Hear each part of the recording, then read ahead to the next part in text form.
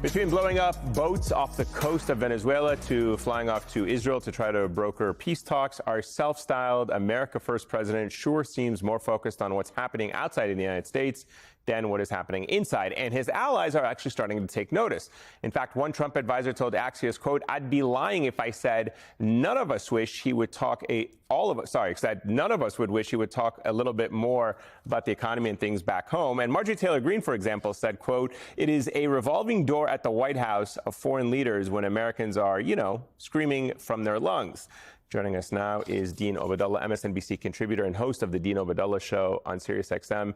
He does a lot of screaming from his lungs as well. So I do. Yeah, I know. You're just full of rage. I am so happy because the band's back together. It's like the original Beatles are here together. It's very good. So tell me this. Do you think that he is failing to read the room a little bit, that he's prioritizing the foreign policy because he was obsessed with trying to get a Nobel Peace Prize for such a long time? He solved 8 unknown wars, brokering more peace, bombing Iran, bombing Venezuela, agitating for regime change, and not focusing enough on the American economy. I think trade wars with China as well. Here's something I learned, Aim, and I'll share it with you, especially. Please. He has no strategy. Like, there's nothing. It's just breaking news. It's a whimsical, whatever. And I love the fact at the UN he told people from Egypt and Ethiopia he had solved the war between them. They never had a war. They didn't know about it. Looking at them like, Habibi, we had a war. It's like we didn't have a war. So he solved it. That's why. Solved exactly. But look, there is something else. There's the idea of Gaza and Ukraine he's talking about, and that might give him a teeny bump. Look what's really going on with farmers. I had farmers on my show, and yes, I mentioned my show. But I had farmers on. They're calling it a Farmageddon. That's what a farmer? Farmageddon. That's their term. I'm not kidding. Yeah. Because you've got like soybean farmers last year getting crushed. $13 billion that was bought by China. This year, zero. Yeah. That's an exaggeration, zero. You've got the tariffs causing prices go up, and you've got a loss of employees because ICE is scaring the employees. They're going to lose horribly. You've got that. There's a reason why AP poll came out yesterday. Trump's approval rating down to 37% in the poll. 37%. And those who strongly disapprove are more than double of those who strongly approve. And going into midterms, that's the key number people should look at. That's the angry people and the really worked up people. Like, if you love the president, you're going to go and vote. If you're angry, that's who comes out in midterm elections, and they know it. And that's why Trump is panicking. So, Dean, I don't know if this came up when you were talking about with the farmers, but it's actually a little bit worse than you just laid out, because not only have we taken away their biggest customer, China, we are bailing out their competition, which is Argentina, right? We are offering a $20 billion or $40 billion, depending on the day, bailout effectively for Argentina.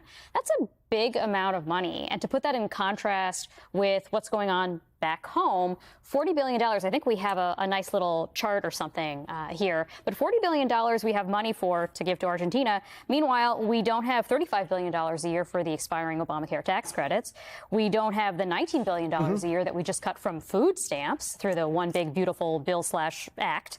And then Trump is trying to cut NIH by another $18 billion. That's just like 3 examples. No, and the farmers didn't bring that up. They felt betrayed. That was the word I heard. And Democrats, look, there are times that we all say things like, why aren't the media covering this story more, that story more? It's up to Democrats in Congress to lean into it more so the media starts to cover it more. Democrats should be talking about this all day. Imagine Biden, when our farmers are struggling, gave $20 billion to Argentina. The right-wing media would have went ballistic about it. Republicans every day would have been, what a traitor this guy is. Trump does it, and it's like, okay, well, if that's Trump, that's what he does. Democrats have to lean into that more. There's a lot out there, and some Democrats are posting about it. But this is an issue that farmers overwhelmingly supported Trump. He is betraying them. That's real. And people instinctively get this. Instead of giving money to our Americans, you give $20 billion to Argentina because you like their leader, because he's part of this right-wing libertarian regime you want to support. That's outrageous. Isn't it a line of credit, though? I don't listen. I mean, it's a loan. It's a loan that may not get paid back. But what I want to ask is, do you think that the war that's looming, that we're in already? Which war? With Venezuela. Okay, I wasn't sure. And now we just bomb who knows? They call them drug traffickers, but we don't have any, authorization of military force. They're trying to, brand it as they can do basically whatever they want. Mm-hmm. How does a war with Venezuela help the self-proclaimed peace president who has said he's opposed to regime change? I think there'll be Trump hotels built as they rebuild Venezuela, just like in Gaza. What I find interesting is that today we found out there were survivors of the last strike, and they're going to return those, but they already started treating them, and they were going to return them to their home country. Well, if they're narco-terrorists, why are we returning them?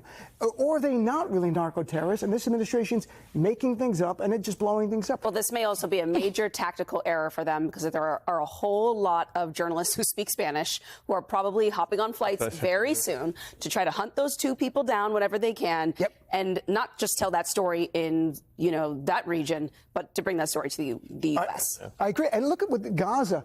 You have Trump taking the victory lap, and I know some of the reporters there don't want to challenge him on everything. There's a fear of losing access and also revenge or retribution. But Trump said literally, I've done something here that they couldn't do for 3,000 years. Right. 3,000 years. Israel was created in 1947. Christianity's only 2,000 years old. Islam's 1,400 years old. Who was fighting 3,000 years ago that he solved that fight now? This is outrageous. We're living through this like, that's just Trump being Trump. Then when he goes like, who's habeas corpus? I'm like, what is going on? So that's the country we live in. We have a guy who's got, it's whimsical, whatever catches attention. Some say, and they just go with the some say. And that's it. That's all Trump says, some people say. Habeas corpus is your mama. I'm going to jury you. That's fighting words. I'm not really sure why you would say that about my mom. But look, it's a challenge. And people. Well, didn't Carolyn Levitt? That's right. Post journalist. When somebody asked her about why are you doing it, she wasn't coming for your mama. I know. Oh, that's right.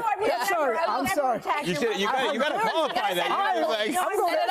I wasn't trying. I'm going to HR right after. When this is done, we're going to HR. Okay, I'm being told it's time for a commercial break.